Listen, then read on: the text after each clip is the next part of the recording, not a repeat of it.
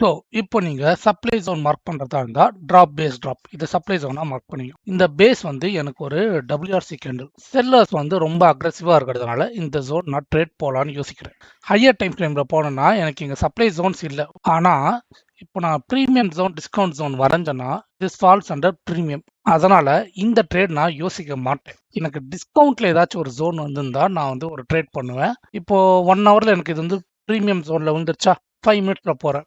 5 மினிட்ஸ்ல பாருங்க எனக்கு இங்க எங்கேயுமே எனக்கு சப்ளை ஜோன்ஸே இல்லை. எனக்கு ஸ்டில் எதில் இருக்குன்னா ப்ரீமியமில் தான் இருக்குது. ஓகேங்களா? ஸோ ஃபஸ்ட்டு ரீசன் இது வந்து எனக்கு ஒரு WRC கேண்டில். அப்பயே நான் வந்து ரிஜெக்ட் பண்ணிட்டேன். இருந்தாலும் டிஸ்கவுண்ட் ஜோனில் வருமானு பார்த்தேன், இல்லை. ஸோ ப்ரீமியமில் தான் வந்திருக்கு.